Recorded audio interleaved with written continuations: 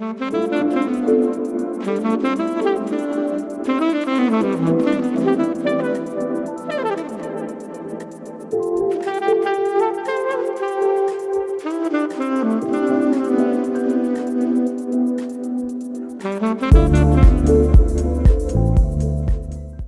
tous. Bonjour à tous.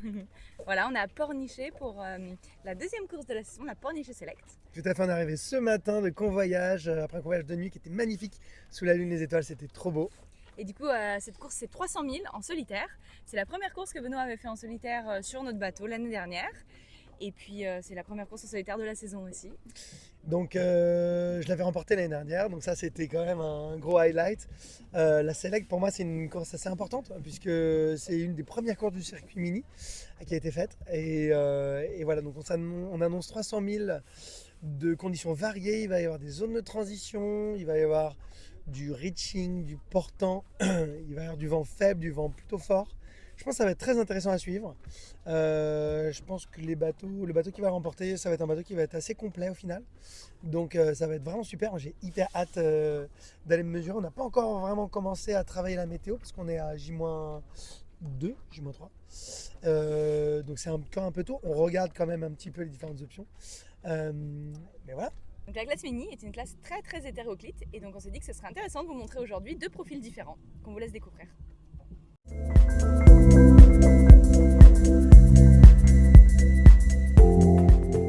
Donc là on est avec Maxime Salé sur le 965. Maxime, toi tu vas courir en proto, t'as développé t'as construit même ton foiler du coup, c'est un plan finaux. Tu peux nous présenter un peu ton projet en quelques secondes? C'est un projet qui a déjà quelques années maintenant parce qu'il y a eu pas mal de mises au point et puis aussi il a fallu beaucoup de temps pour le fabriquer parce que j'ai fait beaucoup de choses sur le bateau. Ça faisait partie de mon projet, c'est de faire les choses moi-même. Et donc là ça commence à se concrétiser, le bateau commence à être vraiment opérationnel et ça c'est plutôt sympa. Moi du coup j'ai très peu navigué donc j'ai pas beaucoup de prétentions sur les courses. Je veux juste les terminer et puis prendre du plaisir sur le bateau. Et puis le mettre au point quoi. Et là on est bien avancé. Oh, bah c'est bien. Toi c'est ton troisième projet mini si je ne me trompe pas. On avait fait la SAS, je me souviens de toi au départ de la 300, sur le 348, on avait fait la course ensemble. Après, tu as repris le sistership de mon ancien bateau, le 618, ça, que tu avais fait un gros refit, je crois. Et puis, du coup, je me suis fait un peu la main là-dessus. Avant de te lancer donc, sur une construction à 100%, donc tu es allé voir les mêmes architectes que notre bateau la dernière fois, le 618, donc le groupe Finot, qui a repris d'ailleurs, je vois pas mal l'héritage du 618-667, notamment sur le cockpit, je pense. Ouais, c'est le même. C'est le même, un peu plus grand. Les dérives aussi. Les dérives. Et la section des foils, c'est les mêmes que ça aussi. D'accord. C'est assez drôle. En fait, on a superposé les deux plans de pont pour voir un peu ce qui nous intéressait et ce qui moi m'intéressait. C'était très intéressant comme phase. Le choix des options du bateau, etc. C'était pas mal. Et donc ton bateau, il y a eu 2 exemplaires de fait, puisque Robinson a fait le même bateau que toi, hormis les foils. C'est ça. Il y a des petites différences au final, il a mis un mât qui bascule, il a fait des petites modifs comme ça. Ouais. Et les sensations avec les foils, qu'est-ce que... C'est vraiment particulier, ouais, c'est pas très extrême comme sensation, c'est plutôt du smooth, de l'amortissement, de la finesse, mais on sent qu'il y a de la puissance quand même, on sent qu'il y a beaucoup de puissance. Mais c'est pas, je pense que le tien est beaucoup plus violent. Toi, ton bateau, il est full volant? Non, c'est plus la polyvalence qui a été cherchée. Ok, d'accord. T'as des plans porteurs sur les safrans? En dessin, mais ils n'ont pas été fabriqués encore parce que les étape journées suivante, n'ont que 24 heures. Donc c'est potentiellement étape suivante. Ok, bon, bah, super. Et du coup, sur cette course, tes objectifs, c'est quoi? C'est de roder la machine, de la prendre en main? Surtout roder le bonhomme parce que la machine, je pense elle commence à être pas mal. En fait, Robinson a terminé son bateau avant moi alors qu'il l'a commencé après moi. Mais du coup, il a navigué un peu avant que je sorte mon bateau, que je mette mon bateau à l'eau. Du coup, j'ai bénéficié d'un certain retour d'expérience. En fait, ça a été donnant-donnant parce qu'il a bénéficié. Au niveau de la conception du bateau, il a bénéficié de mon retour d'expérience. Et au niveau de la mise au point, j'ai bénéficié du tien. Ouais. Donc c'est ça, c'est l'intérêt d'être sparring partner. Ouais. Moi, il y a des modifs et des choses qui n'allaient pas sur son bateau que j'ai changé sur mon bateau direct au chantier et sans le mettre à l'eau. Okay. C'était bien, c'était vraiment bien. Bon bah super, bah écoute, on a hâte de voir ça. Ouais, je pense pas que je vais à côté de toi, mais Bah écoute, verra. en tout cas, on sera ensemble au départ et puis on verra Déjà, pour plus ouais. tard. Mais en tout cas, c'est ça qui est chouette. Moi, c'est ce que je retiens. C'est pour moi, c'est ça la richesse de la classe mini. C'est qu'on peut vraiment faire le projet qui nous ressemble et qu'on soit issu d'une filière de détection ou autodidacte Ouais, il y a tous les profils. Ouais. bah c'est vraiment chouette. ça c'est vraiment super chouette quand on est tous là sur la même ligne de départ et on est tous potes, donc ça c'est vraiment chouette. Ouais, tout à fait. Bon bah écoute, à samedi Samedi. avec Yves Leblévec, Yves skipper talentueux de Actual jusqu'à quasiment maintenant. Ouais.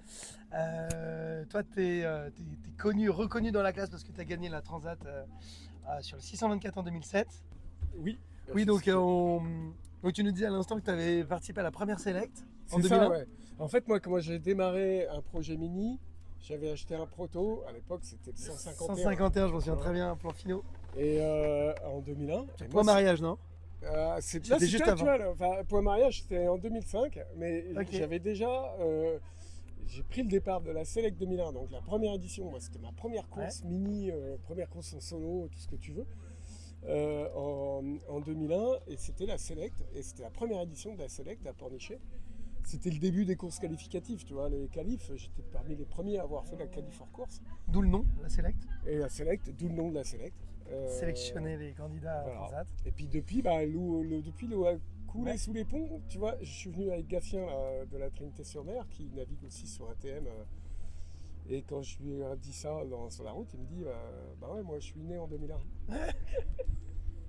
Donc tu vois qu'il s'est passé des trucs entre 2001 et maintenant, mais.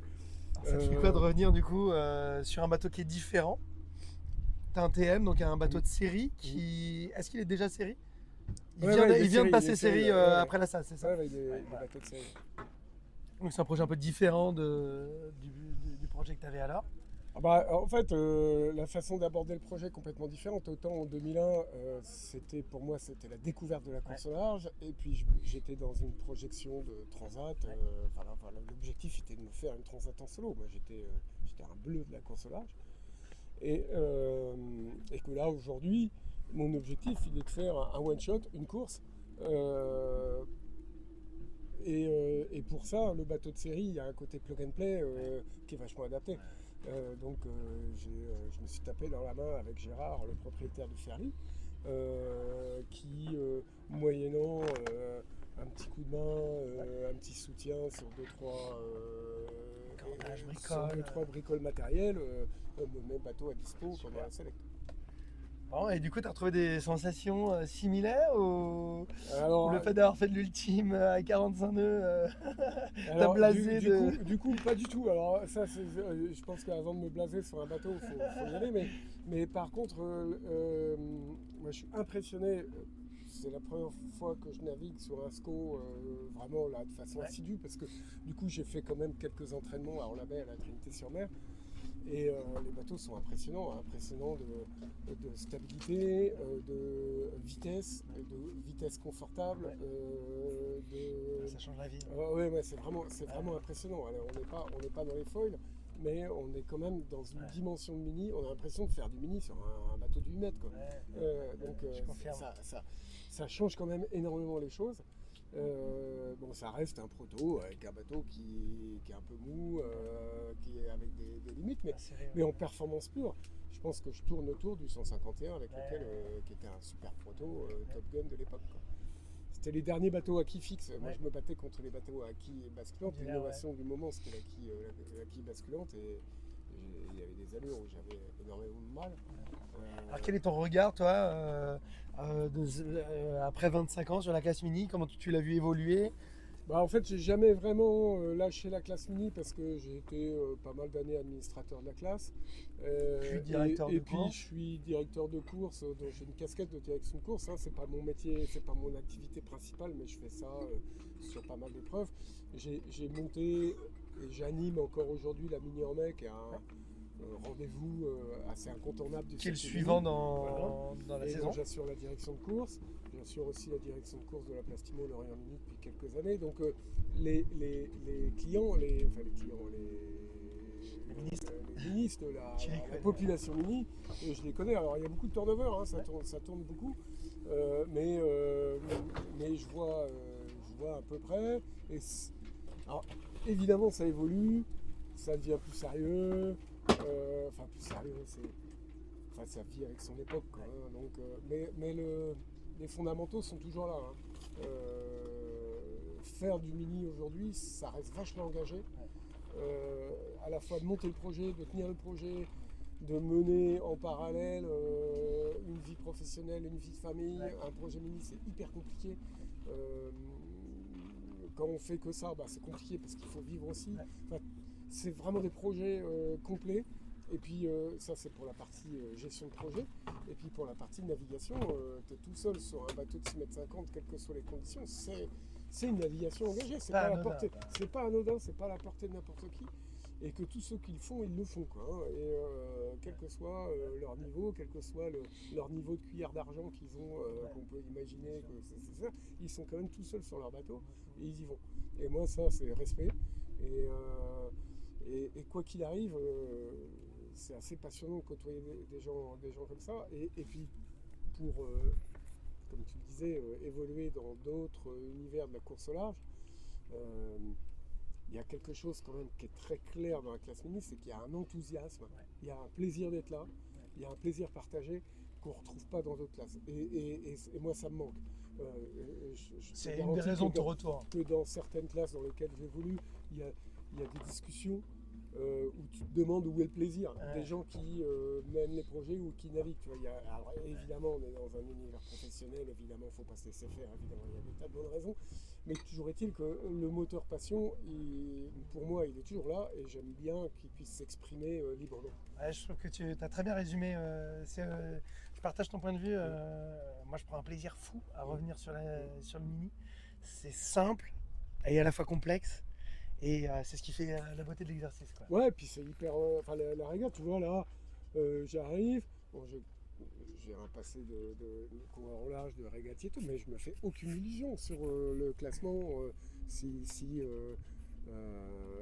y en a qui naviguent, mais hyper bien. Moi, en 2001, honnêtement, tu vois, la première select, c'était ma première course, machin, hein, je fais troisième. Je double dans la baie, là, Vesta et Corentin doublé. Excellent. Et parce que. En fait, il suffisait de faire marcher ton bateau, avoir à peu près la bonne config de voile et puis pas trop faire de boulettes de nave, et t'étais dans le bon paquet. Enfin, t'étais dans les premiers. Aujourd'hui, tu fais ça, t'es dans le peloton, quoi. Il y a les groupes d'entraînement, que ce soit à Labay, à la Trinité, le groupe de Lorient, le groupe de Port-la-Forêt. Donc tout le monde là, aujourd'hui, les premières places, faut s'arracher et je me fais pas beaucoup d'illusions. Donc ton objectif? Je sais pas, si je fais un top 10, je serais ravi, quoi. Super. Et maxi plaisir, quoi. Mais je suis bien, et puis je vais revenir casser, quoi. Parce que c'est vrai que ça casse, moi j'ai mal partout. Physiquement, ils sont super durs. Alors, c'est pas des efforts, tu vois, quand c'est dur, tu mets les deux mains, c'est pas un problème de force physique. C'est plus de taille d'habitacle, d'ergonomie. Puis voilà, les années font que ce genre d'environnement, il est quand même un peu dur, quoi. Bon, super, écoute, on a hâte de voir. 2 jours de préparation à la boule, là. Moi, je suis arrivé tout à l'heure sous le soleil à Pornichet. Et puis, c'est top. Super. Voilà. Et écoute, on a hâte de et puis bonne course à toi. Ouais, hein, parce que tu as un bateau magnifique. Enfin, avec avoir navigué. Ouais, ton regard là-dessus. C'est absolument fantastique. Enfin, moi, je rêve de mener un projet tel que le tien. Pas forcément avec moi aux commandes, mais d'avoir un bateau comme ça. Le potentiel de réflexion, de découverte, de démarche, d'apprentissage et de plaisir, il est énorme. Ouais, je suis tout à fait d'accord. C'est ce résultat, qu'on fait qu'avec Aaron, on s'éclate autant. Le résultat est magnifique. Tout le monde. Enfin, aujourd'hui, la copie que vous rendez, elle est magnifique. Écoute, super sympa de ces petits mots. Et comme tu arriveras largement devant moi, je te souhaite quand même d'arriver devant les autres. Écoute, on va tout donner pour. Rendez-vous du coup dimanche, dans la nuit de dimanche à lundi, vraisemblablement. Ah ouais, tu vois ça, toi. Ah oui. J'ai pas encore fait trop de routage, mais entre dimanche et lundi, on va dire. Ouais. Donc, le top départ de la course sera donné samedi 13h dans la baie de la Baule. Vous allez pouvoir suivre la course sur les réseaux avec la cartographie. Et puis je pense que Caro va se faire un plaisir de commenter un peu les trajectoires des uns et des autres. Comme d'habitude, c'est aussi l'intérêt d'être à deux sur ce projet. Quand il y en a un qui navigue, l'autre explique ce que l'autre fait, puisqu'on se connaît assez bien. C'est ça. Merci aux partenaires, sans qui toute cette aventure, évidemment, ne pourrait pas être possible. Nicomatic, Petit Bateau, tous les autres qui font en sorte que le projet puisse exister. Donc un grand merci du fond du cœur.